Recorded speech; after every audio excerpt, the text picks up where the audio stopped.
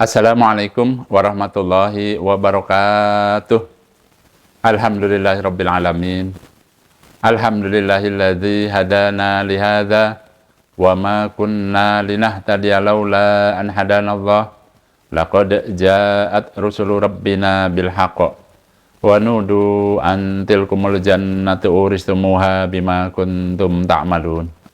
Asyhadu an la ilaha illallah wa asyhadu anna Muhammadan abduhu wa rasuluh sallallahu alaihi wasallam wa ala alihi wa ashabihi amma ba'da. Bapak Ibu yang dirahmati Allah, kembali di sini saya akan menjelaskan beberapa pertanyaan yang ada di kolom komentar. Tempo hari ada yang menanyakan ke Abah. Yang pertama, apakah suami istri itu boleh satu kamar pada saat menjalankan ibadah umroh? Kemudian, apa tipsnya bila kami suami istri membawa anak-anak pada saat melaksanakan ibadah umroh? Nah, kemudian ada juga yang bertanya ke Abah, Abah, bisa tidak saya ingin melaksanakan ibadah umroh, hanya saja ya, sekalian saya menikah di Tanah Suci. Ya. Jadi ada 3 hal pertanyaan yang akan dijelaskan. Yang pertama pertanyaan, apakah boleh suami istri itu sekamar pada saat melaksanakan ibadah umroh? Jawabannya boleh. Ya. Nah, pada saat mendaftar di Biro Travel, apabila ingin satu kamar dengan istrinya, silahkan pesan dari mulai pendaftaran itu. Ya. Jadi kalau kita pesan kamar yang berdua, itu harganya berbeda. Contoh, biasanya Biro Travel itu memberikan paket harga ya, beberapa pilihan kamar.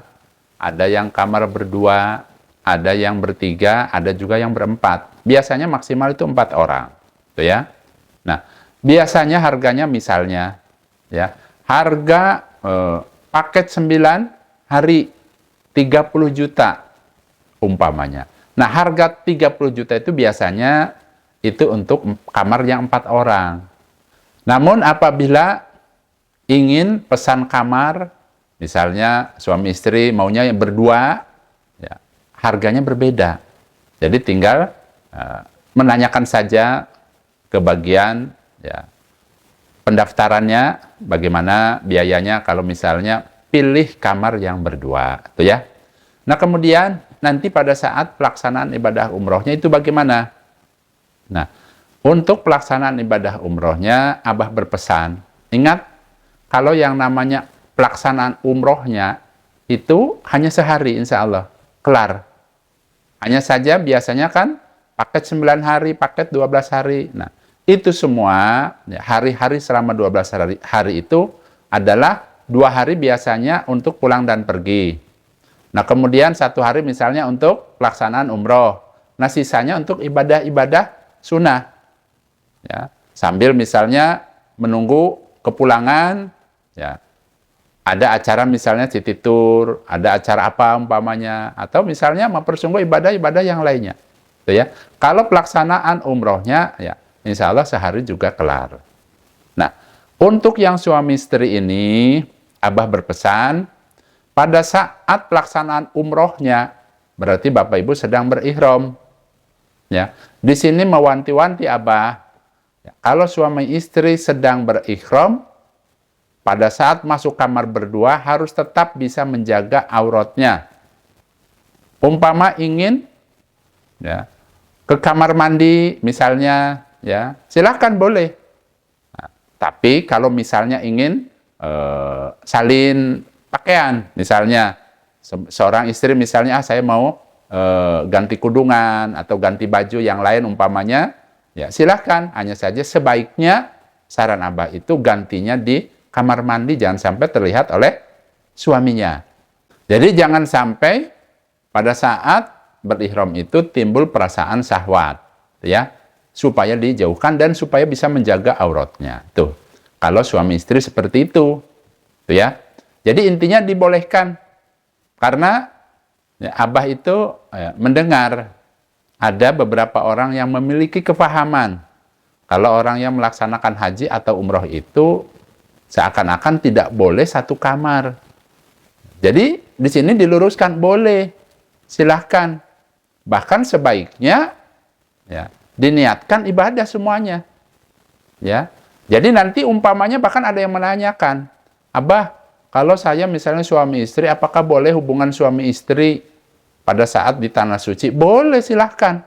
Yang penting tidak sedang berihram. Itu ya. Kalau sedang berihram berarti sedang melaksanakan umrohnya, itu larangan. Tapi kalau setelah umrohnya sudah selesai atau sebelum berihram, ya silahkan, tidak apa-apa, boleh. Itu ya. Bahkan diniatkan ibadah, diniatkan amal sholih, ya. Nah, kemudian pertanyaan mengenai apa kira-kira tipsnya bila sepasang suami istri kemudian membawa umpamanya putrinya satu, umpama baru satu atau dua. Nah, di sini saya akan memberikan tipsnya. Yang pertama, apabila ya, anaknya itu belum balik. Artian ya belum balik kalau misalnya ya usia-usia mungkin di bawah 9 tahun, ya ada yang 5 tahun, 6 tahun, ya berarti kan belum balik. Belum dewasa lah kalau bahasa Indonesianya. Ya, balik itu ya balik, belum dewasa. Nah, itu silahkan satu kamar bareng boleh. Berarti kalau misalnya bawa anak satu umpama, usia 5 tahun atau 6 tahun, laki atau perempuan boleh nggak sekamar? Boleh, silahkan. Ya, tidak apa-apa, boleh silahkan. Yang penting harus dijaga bagaimana caranya, ya. Jangan sampai kalau usia udah segitu kan, sudah mengerti, ya, hubungan suami istri berarti harus dijaga. Ya. Nah, kemudian pada saat akan melaksanakan ibadah umrohnya, ya, pada saat di sini, ya, harus diberikan ilmunya. Ya, tetap harus diberikan ilmunya agar apa? Agar nanti pada pelaksanaan ibadah umrohnya itu sesuai dengan tuntunan Rasulullah SAW. Tidak hanya ikut doang. Jadi betul-betul sebagaimana orang dewasa. Nanti pahalanya untuk kedua orang tuanya. Itu ya. Jadi supaya pas nyocoki. Diajari, jangan asal cuman ayo kita umroh. Seperti orang jalan-jalan, seperti itu ya jangan sampai seperti itu. Yang baik itu diajarkan manasik umrohnya yang sesuai dengan tuntunan Rasulullah SAW. Diajari juga ya syarat-syaratnya, maksudnya rukunnya, kewajibannya. Diajari juga larangan-larangannya. Agar apa? Agar betul-betul walaupun dia belum dewasa, dia akhirnya tahu, oh seperti ini ya yang namanya ibadah umroh. Oh seperti ini ya pahalanya umroh. Oh berarti saya harus menjauhi ya larangan umroh. Nah itu sebaiknya diajarkan sampai betul-betul dia paham. Apabila Bapak Ibu sudah memberikan kepahaman ilmunya, kemudian diajak, ya, bagaimana niatnya? Ya, niatnya ajarkan, ya, niatnya niatkan di dalam hati, ya, ingin melaksanakan ibadah umroh karena Allah, karena ingin mendapatkan pengampunan dari Allah, karena ingin mendapatkan pahala dari Allah. Tanamkan di dalam hatinya, ajarkan seperti itu, tancapkan. Kemudian ucapkan, ajarkan, labbaik Allahumma umrotan. Sama seperti itu. Ya, lafadznya sama. Ya, labbaik Allahumma umrotan. Cukup seperti itu. Nah, adapun ada dalam hadis itu dijelaskan, ya, apabila kita memiliki anak, baik laki maupun perempuan yang belum balik, kemudian kita ajarkan ibadah, baik itu sholat, kemudian umpama diajak umroh, ibadah umroh, nanti dengan sendirinya pahalanya untuk kedua orang tuanya. Nah, berarti nanti pada saat pelaksanaan ibadah umrohnya, karena pahalanya itu untuk kedua orang tuanya, ya diusahakan ya, supaya betul-betul sebagaimana orang tuanya juga yang ibadahnya sama. Jangan hanya diajak begitu saja, ke sono kemari umpamanya, yang ya namanya ya kurang pas. Tapi kalau dia sama-sama kita misalnya mengerjakan A, dia juga A, ya itu. Yang baik itu seperti itu. Ya, sebagaimana orang dewasa ajarkan seperti itu. Nah, kemudian tipsnya lagi untuk yang membawa anak-anak, ya, pada saat di tanah suci itu, ya, insya Allah, ya, untuk bulan-bulan ini, ya, Agustus, September, Oktober itu masih musim panas, ya, diusahakan jangan lupa membawa obat-obatan yang sesuai dengan ketentuan, misalnya ya untuk anak-anak dan lain sebagainya, tuh ya.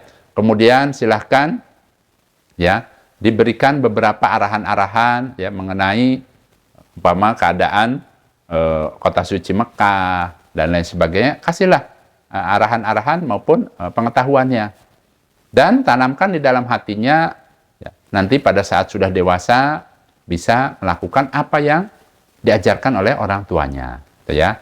Jadi yang namanya ibadah kepada Allah itu diajarkan memang sebaiknya sedini mungkin, baik itu sholatnya, sholat sunnahnya dan lain sebagainya. Ya syukur-syukur tadi, ya sebelum berangkat mumpung masih ada waktu, kasih tahu pahala-pahalanya bahwa orang yang melaksanakan ibadah umroh ini seperti ini. Kenapa ayah ibu ini mempersungguh ibadah umpama melaksanakan umroh? Ya karena tadi pahalanya sangat pol sebagai bekal untuk menghadap kepada Allah, agar bisa masuk ke dalam surganya Allah, mendapatkan rahmatnya Allah.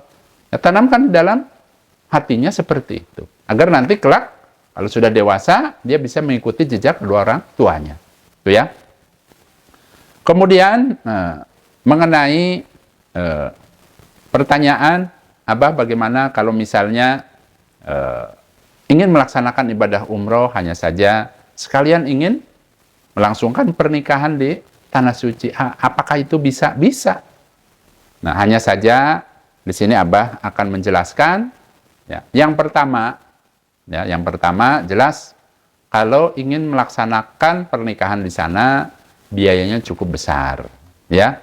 Karena setidaknya yang pertama harus bawa keluarga dari yang punya hajat, misalnya dari pihak perempuan maupun pihak laki-lakinya, ya. Baik itu misalnya kalau masih komplit orang tuanya ya supaya dibawa, ya, ayah ibunya dari pihak perempuan, kemudian dari pihak laki-laki ayah dan ibunya, gitu ya. Paling sedikit seperti itu. Berarti kan jelas biayanya besar. Yang keduanya, ya, jangan dikira kalau misalnya mutawib itu bisa menikahkan, belum tentu. Karena mutawib itu memang dia mempelajari ilmunya mengenai manasik umroh. Jadi sebaiknya kalau ingin melangsungkan pernikahan, sebaiknya cari orang yang memang sudah memiliki ilmunya. Ya. Misalnya ulama siapa yang perlu dibawa ke sana, yang bisa menikahkan. Nggak asal, tolong dong nikahkan begini saja. Ya tidak seperti itu. Ya, belum tentu Bapak Ibu mutawib yang di sana itu bisa menikahkan. Nah untuk itu, ya saran dari Abah itu adalah kalau memang berkeinginan menikah di sana, persiapkan biayanya. Berapa perkiraannya, nanti konsultasi dengan biro travelnya. Ya. Kemudian nanti tempatnya di mana, melangsungkan pernikahannya, siapa yang menikahkan. Ya.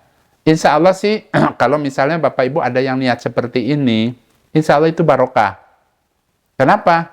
Karena momen pernikahannya ini, ya, disertai dengan ibadah. Nanti bulan madunya juga di sana. Diniati amal soleh, ingin mendapatkan keturunan yang soleh dan soleha. Hanya saja mungkin itu keterbatasannya bagi orang-orang yang memiliki dana pas-pasan. Kalau punya uangnya banyak, ya, itu merupakan solusi atau suatu hal yang perlu dilakukan. Ya, diniatkan ibadah. Sekalian ibadah umroh kan dapat pahala. Kemudian melangsungkan pernikahannya. Kemudian umpamanya kan pilih paket yang 2 minggu umpamanya. Berarti kan lama di tanah suci bisa beribadah berdua sepasang suami istri pengantin baru di sana. Boleh. Ya. Diniatkan ibadah, diniatkan mencari kebarokahan dari Allah. Tuh ya. Nah, hanya saja kemarin itu ada yang menanyakan itu bagaimana ya, saya itu masih bingung katanya. Ya. Jadi intinya silahkan konsultasi ke pihak biro travel. Kalau umpamanya mau melalui Biro Travel ICT sih insya Allah ya saya bisa menjembatani. Ya, karena kebetulan sebagai penyelenggaranya itu kan teman saya, sahabat saya. Jadi bisa diatur semuanya kalau ingin melalui PT Indo Citra Tamasya. Tapi kalau misalnya ingin ke PT yang lain ya silahkan tanyakan saja. Saya ada niatan ingin menikah di sana, apa saja syaratnya, biayanya apa, kemudian berapa kamar yang perlu dipersiapkan. Ya, barangkali kalau untuk pengantennya khusus, umpamanya yang dekat ke Masjidil Haram, yang mewah itu kan ada. Ya intinya dipersiapkan sebaik-baiknya. Hanya saja insya Allah ya tadi harus diikut sertakan beberapa orang. Ya belum lagi tadi saksinya, orang tuanya, barangkali saudaranya. Ya, harus dipersiapkan. Tapi insya Allah untuk pengeluaran, umpamanya kalau memilih nikah di kita di Indonesia, umpamanya kan juga perlu nikahnya di gedung, umpamanya perlu gedung, perlu tukang rias dan sebagainya, itu juga biaya besar. Mungkin saran Abah bisa juga biaya yang segitu besarnya lebih baik dihabiskan sekalian ibadah di tanah suci. Jadi bergelimang pahala kalau di sana. Walaupun umpamanya ini contohkan. Umpama kalau menyewa gedung, menyewa tukang rias, ya kemudian catering dan lain sebagainya menghabiskan umpama 300 juta, 5 umpamanya. Nah kemudian ya, bila menikah di sana ternyata ya, membutuhkan 350 juta, beda 50 juta, ya mending nikah di sana. Kenapa? Karena pahalanya pol. Bisa mengumrohkan kedua orang tuanya. Kemudian momen itu langka. Ya. Momen itu langka. Hanya saja mungkin ini jarang biro travel yang memberikan hal-hal yang seperti ini karena mungkin kan peminatnya juga jarang. Hanya saja apabila Bapak Ibu memiliki putra-putri yang ingin menikah di Tanah Suci, insya Allah PT Indo Citra bisa menjembatani dan insya Allah juga bisa melaksanakan bagaimana caranya supaya bisa terwujud. Insya Allah bisa, itu ya. Nah, saya rasa itu saja Bapak Ibu nasihat singkat ini. Mudah-mudahan apa yang disampaikan Abah ini bisa menjadi solusi dan juga bisa menambah wawasan. Abah doakan mudah-mudahan yang akan melaksanakan ibadah umrah tahun ini, Allah memberikan sehat, Allah memberikan banyak kemudahan, kelancaran, kesehatan, kesuksesan, dan mudah-mudahan bisa kembali lagi ke keluarga ke tanah air dalam keadaan sehat barokah, dan semoga bisa mendapatkan banyak pengampunan, bisa mendapatkan banyak pahala, dan semoga umrohnya mabrur. Alhamdulillah, jazakumullahu khairan. Jangan lupa Bapak Ibu, yang belum subscribe, silahkan diklik subscribe. Supaya apa? Supaya nanti pada saat Abah membuat video-video terbaru, nanti bisa langsung ada di handphone Bapak Ibu sekalian. Baik Bapak Ibu, Abah pamit. Wassalamualaikum warahmatullahi wabarakatuh.